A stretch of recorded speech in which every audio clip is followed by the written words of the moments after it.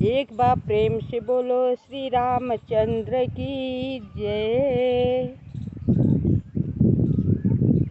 प्रभु श्री राम जी को कथा सुनाना अब लोग बहुत कम पसंद करते हैं, जो कि इन्हीं में सब कुछ समाया हुआ है। अगर ये ना चाहे ना तो कोई लाख कोशिश करते रहे, लेकिन एक पत्ता नहीं हिलने वाला है। फिर भी लोग कोसों दूर भाग रहे हैं। पहले के ज़माने में घर घर रामायण हुआ करता था, अब तो कहीं कहीं सुनने को आता है। वो भी अब को लड़के लड़की से आप पूछेंगे तो किसी को रामायण गाने नहीं आएगा कि रामायण कैसे कहा जाता है, क्योंकि कारण है उसके घर पर रामायण होता ही नहीं है। बच्चे के इसमें क्या दोष है? पहले के ज़माने में बड़े बूढ़े सब लोग रामायण पढ़ते थे, अपने नाती पोते के साथ में लेकर बैठते थे, सीखते थे। घर का जैसा माहौल होगा वही तो बच्चा सीखेगा। अब तो चीज़ है ही नहीं है। सब लोग मोबाइल में बिजी हैं, कोई कुछ दिख रहा है तो कोई कुछ दिख रहा है। सबकी अपनी अपनी पसंद है। बहुत दिन पहले टीवी चली, अब टीवी भी घर घर बंद हो गई है। केवल मोबाइल, सबके हाथ में बड़ी मोबाइल है। सब अपने अपने मोबाइल में व्यस्त हैं। धर्म कर्म से कोई मतलब है नहीं, अपने मन पसंद की बात से मतलब है। ये बात नहीं है कि बच्चे ही देख रहे हैं। हम बहुत पुराने लोगों को हम देख रहे हैं कि मोबाइल देख रहे हैं और उसमें अनाप शनाप चीज़ें देख रहे हैं। मोबाइल तो ऐसी चीज़ है, टीवी तो ऐसी चीज़ है, उसमें क्या चीज़ नहीं है, सबके योग्य चीज़ है। लेकिन अब वही पसंद सबको आता है, जैसे कि सज्जन और साधु संत को पसंद न हो। पुराने लोग हो गए हैं, 60-70 साल की उम्र हो गई है, लेकिन वही चीज़ पसंद आ रहा है जो कि नहीं आनी चाहिए। मुझे देखकर कभी कभी अफसोस हो जाता है कि उम्र में देखिए इतनी मन आगे भाग रहा है कि ये चीज़ बुरा चीज़ देखने में कितना मन लग रहा है। लेकिन अपनी अपनी सोच, सबकी सोच अलग है। उसी में उसका मन लगा है, उसी को महान समझ रहा है। चलिए कोई बात नहीं, धर्म तो धर्म ही है, पाप पाप ही है। तभी तो प्रलय पर प्रलय हो रहा है। पल पल भर में कीड़े मकोड़े की तरह लोग मर रहे हैं। जवान जवान बच्चे बच्चे मर रहे हैं, बूढ़े बूढ़े लोग बैठे हुए हैं। अपने मृत्यु से कोई नहीं मर रहा है, बस एक दूसरे की कहानी सुन के कह करके समझौता कर लेते हैं, लेकिन सुधरने के नाम नहीं लेते हैं। ये नहीं जानते कि क्यों हो रहा है, इतना प्रकृति आपदाएं क्यों आ रही है। नहीं, इस विषय में नहीं सोचते हैं, बस समझौता कर लेते हैं। उनका हुआ तो उनका हुआ तो हमारा होना जरूरी है। नहीं, ये बात नहीं है। बस एक दूसरे की कहानी समझाने वाले कह देते हैं और सुनने वाले मजबूर है, करे तो करे क्या। उसे ना भी सुने तो सुने क्या, ना चाहते हुए उसे सुनना है और समझौता करना पड़ रहा है। यही पाप का लेखा जोखा है।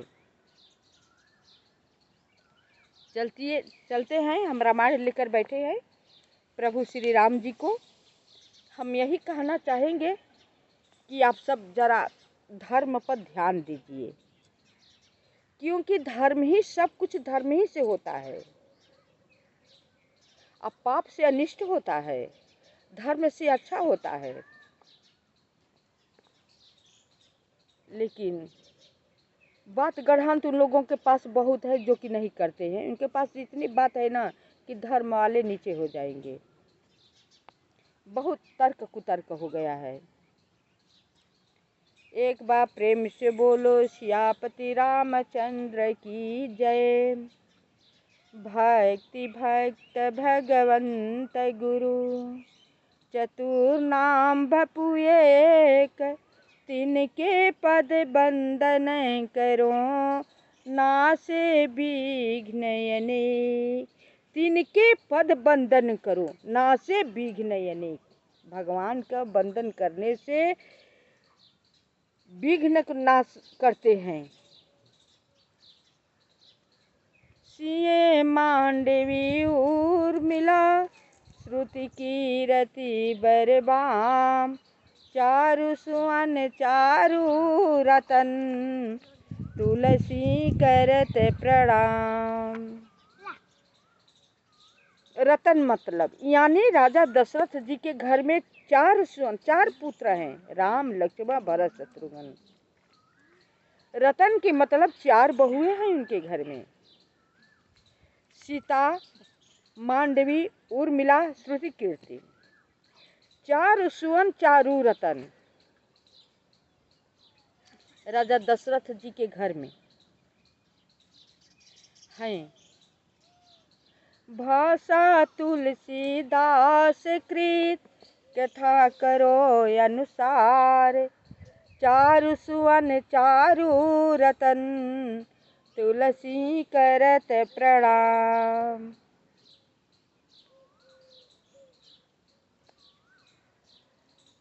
प्रणाम तो कर लिए हैं सबको। बालक वृद्ध बिहाई गृह, लगे लोग सब साथ, तमसा तीर निवास किए, प्रथम दिवस रघुनाथ। मंगल भवन अमंगल हारी, द्रवहु सुदशरथ अजिर बिहारी। देखिए, जब प्रभु श्री राम जी जंगल को जाते हैं, उनके घर में मातम तो छाया ही हुआ है, बहुत विपत्ति बड़ी पड़ी हुई है, सब शोक समुद्र में डूबे हुए हैं। लेकिन अयोध्या के नर नारी सब लोग राम के साथ चल दिए। त्रेता युग कैसा था, एक दूसरे में कितना प्रेम था, यहाँ पर ये दर्शाया गया है कि एक दूसरे के लिए सब लोग मरते मिटते थे, दूसरा को दुख ही अपना समझते थे। तभी तो सब लोग राम के साथ लग गए। वही लोग बच गए जो शक्तिहीन है, वृद्ध है वही रह गए, बालक है वही घर पर रह गए, यानी सब लोग चल दिए। क्या वो लोगों के पास घर गृहस्थी अपना नहीं था?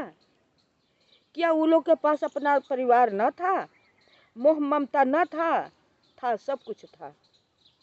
लेकिन यहाँ पर ये दर्शाया गया है कि उस युग में सबका दुख लोग अपना दुख समझते थे, जो कि आज ये कलयुग में कदापि नहीं है।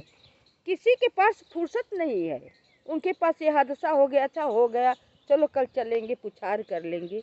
आज तो फुर्सत नहीं है, ये कहकर टाल देते हैं। हादसा मतलब कुछ नहीं, चलेंगे फॉर्मेलिटी कर देंगे, ये बात है। लेकिन उस समय ये बात नहीं थी। हम सोचते हैं कि कितना परिवर्तन हो गया है एक दूसरे में। जब अपना पर पड़ता है तब फुर्सत ही फुर्सत है, हाय हाय हो जाता है, और दूसरे में हमें फुर्सत नहीं है।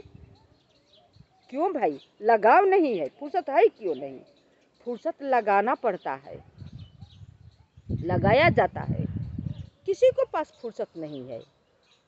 कहने वाला खुद बेबुद्धि है, कह देता है। मैं तो अवाक रह जाती हूँ कि किसके पास फुर्सत है।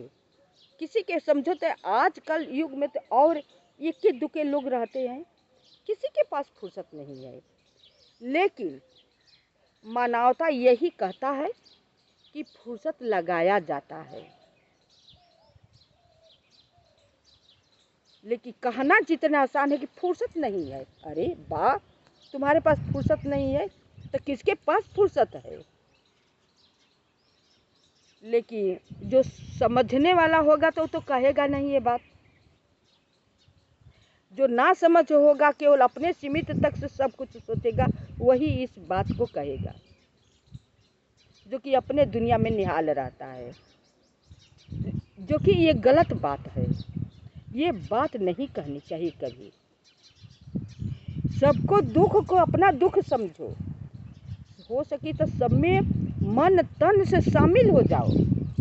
यही तुम्हारा मानवता है, इंसानियत है। यही करना चाहिए, अपना काम काज नहीं दिखाना चाहिए। ये तो मरते दम तक ये छूटने वाला नहीं है। शमशान लोग जाते हैं, बहुत कुछ टटघट करके जाते हैं और काम लग जाता है। लेकिन ये नहीं सोचना चाहिए, दूसरे के दुख को दुख आसानी से नहीं टाल देना चाहिए, शामिल होना चाहिए। यही इंसानियत है। रघुपति प्रजा प्रेम बस देखी, सदै हृदय दुख भयउ विशेषी।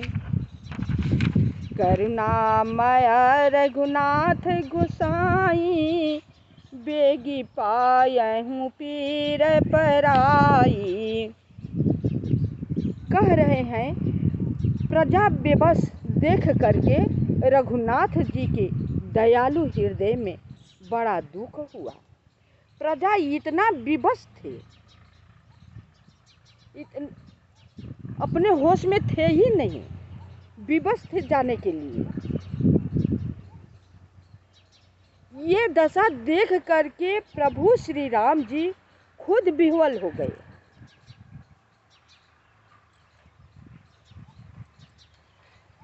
हृदय में बड़ा दुख हुआ। प्रभु श्री रघुनाथ जी करुणामय हैं, पराई पीड़ा को वे तुरंत समझ जाते हैं। वो तो अंतर्यामी है ही हैं, सबको दिल को बात जानने वाले होते हैं। वो नहीं जानेंगे तो कौन जानेगा। लेकिन ये मनुष्य ऐसी चीज है ना कि उनसे भी छिपाव करना चाहता है। कितनी उसके पास मूर्खता है।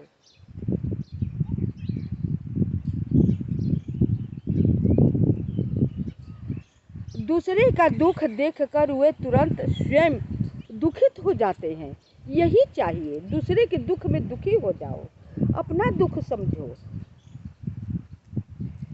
कहि सप्रेम मृदु बचन सुहाए, बहुविधि राम लोग समुझाए। किए धर्म उपदेश घनेरे, लोग प्रेम बस फिरहि न फेरे। रघुनाथ जी इतना दुखी हो गए, लोग को देख करके इतना दुखी हो गए, जो कि स्वयं दुखी थे। क्या वो दुखी नहीं थे, खुश होकर जा रहे थे? नहीं। श्री रघुनाथ जी के पास कितनी बड़ी मजबूरी थी, लेकिन सबको हित के लिए वो बन जा रहे थे, अपने लिए कहाँ वो जा रहे थे। ये भी सोचकर अगर इंसान सोचता तो सही रास्ता पर चलता, वो भटकता नहीं। कि श्री रघुनाथ जी के घर में क्या चीज़ की कमी थी, उन्हें जंगल जाने की क्या जरूरत थी। लेकिन सबको सुख पहुंचाने के लिए अपने स्वयं को कितना कष्ट सहे हैं। उनके चले जाने के बाद वो जानते थे कि मेरे पिताजी बचने वाले हैं नहीं। वो जानते थे कि मेरा घर शमशान हो जाएगा। वो जानते थे कि सब बर्बाद हो जाएगा। भरत शत्रुघ्न नैनीहाल में है, लक्ष्मण जी मेरे साथ जा रहे हैं, सीता जी जा रही है, माँ कैसी रहेगी। पिताजी को अंतिम संस्कार करने वाला कोई नहीं रहेगा उतनी राजा के घर में। लेकिन सब कुछ जानते हुए राम सबको सुख देने के लिए वन को निकलते हैं।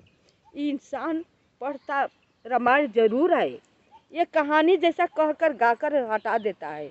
इसको गहराई से सोचता ना और थोड़ा सा अपने ऊपर अमल करता ना, तो उसे बहुत ज्ञान होता है। वो पशु जैसा बर्ताव नहीं करता। अब का इंसान इंसानियत नहीं रह गई है, पशु जैसे बर्ताव लोग करते हैं। पशु में भी धरान है, लेकिन इंसान में अब वो बात नहीं है।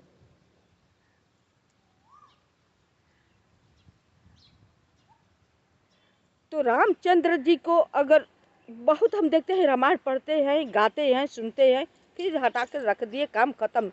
जहे के बुद्धि तहे रह गई, उसे कुछ सीखने को मिला ही नहीं। अगर मिला तो कहानी कहकर ख़त्म कर दी, उसे गहराई तक सोचा ही नहीं। आई अपने को सुधारने के विषय में कभी सोचा नहीं कि हम सुधरे, पढ़ रहे हैं तो हम सुधरे नहीं। और तो कोई कह देगा तो कह दे क्या हम राम हैं? अरे राम नहीं हो तो मनुष्य हो ना, तुम्हारे पास बुद्धि विवेक है ना। ये क्यों बनाया गया है? सबको पढ़कर सोचने समझने के लिए, कुछ सीखने के लिए, इंसान बनने के लिए। लेकिन इतना बुद्धि है कहाँ? अब समझाने पर कोई समझने वाला है नहीं। अब बहुत लोग चालाक हो गए हैं।